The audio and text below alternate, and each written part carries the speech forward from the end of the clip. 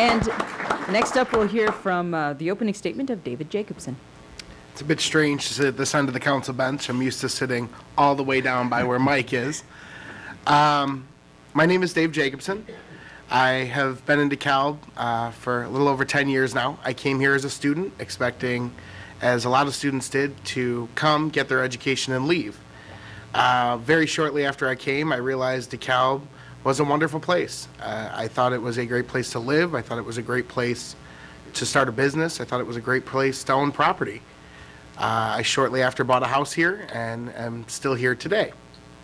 I've been involved, obviously, as the alderman of the First Ward. 2 years ago, I ran on a platform of safety and fiscal conservativeness. And it was important to me. I felt that a lot of the people that were sitting up on this very stage were making decisions that weren't relevant to most of our residents. They weren't relevant to our business owners. They weren't relevant to our taxpayers, or they weren't relevant to them all the way around. And I felt it was important, rather than say something and complain, to get up and get involved. People have asked, why do you want to run for mayor?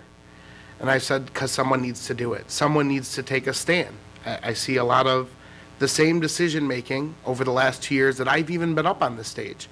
That the people here who are all elected since the end or the beginning of the financial crisis, they claim to be fiscal conservatives. They claim to be smart with our taxpayers' money. They claim to be responsible with it. Yet we've spent more than any other council in the city's history. That doesn't seem to make sense. When I saw that the other candidates who were running, I knew most, if not all of them, and felt that a lot of their business experience, again, as we've heard tonight, was spending more money, was expanding government, was expanding the money we're spending and expanding the role that the taxpayer has to play in funding the operations here. And I felt that in the current times that we're faced, we need some more reality. We need some common sense, and we need something that makes sense to our residents and business owners to keep them wanting to living in Dekalb.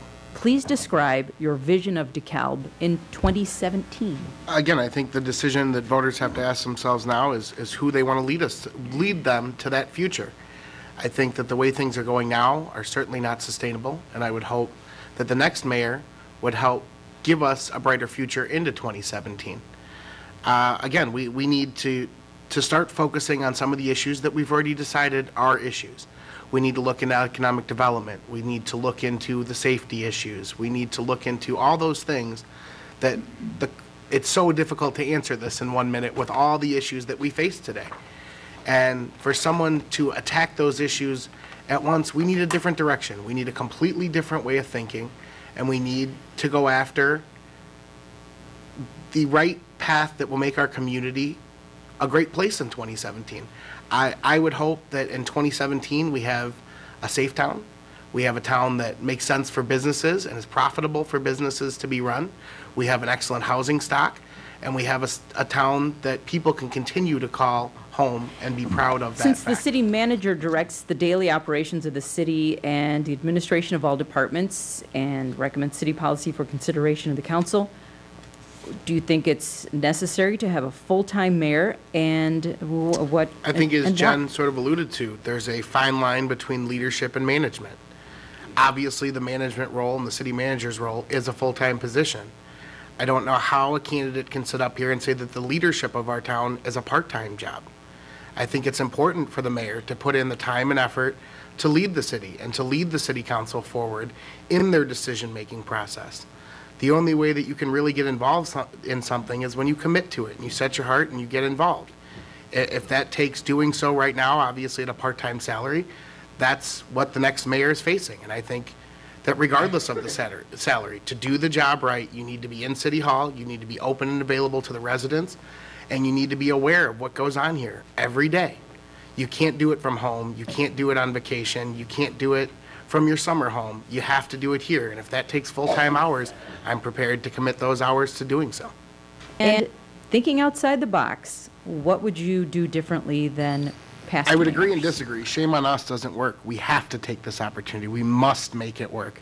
We have to have a leader that's going to come in and ensure that, without a doubt, that we can seize this opportunity and use it to our benefit going forward. Again, being up on this bench for 2 years, I've obviously had a chance to get to know the current mayor. I've had a chance to meet previous mayors, obviously, that have sat out here and held meetings with me otherwise. I think a lot of people got in over their head, and they had good intentions. They wanted to be the mayor. They wanted to lead us.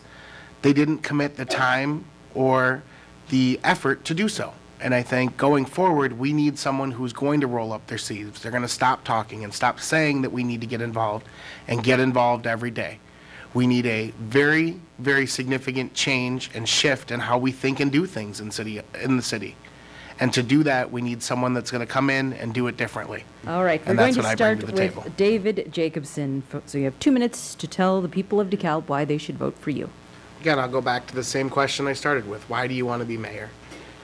The leadership abilities and the leadership opportunities the other candidates have had are undeniable. Unfortunately, I feel that they have contributed to some of the situation we're in. Our finances are shaky, our fiscal outlook is weak, and our decision-making process doesn't seem to make sense for most residents. We've lost our relevancy, and we've lost the way we should be going. I had the opportunity earlier this week to hear a quote on a show I was watching in the background while doing some work, and it seemed to make a lot of sense. It seemed to sum up really what I was bringing to the table. And it was no great change in history, whether it was the start of the economic revolution, whether it was the beginning of the internet. No great change, no meaningful change comes in incremental steps. The only way we can make a true and lasting difference is if we change dramatically what we do and how we do it right now. And I think that's the opportunity that we have right now. And those are the opportunities we need to maximize. And that's what I hope on April 9th that I can bring to the table as your mayor. If you'd like more information, please visit my website, www.jacobsonfordekalb.com. We also have a Facebook and Twitter page. I ask you to like us and look into the several opportunities you have to get involved and to voice what you need so that I can bring that, obviously, down the row a little bit to that center seat. Also, I have an event next week, Friday, that I'd love for all the residents to come out and let me know what their concerns are.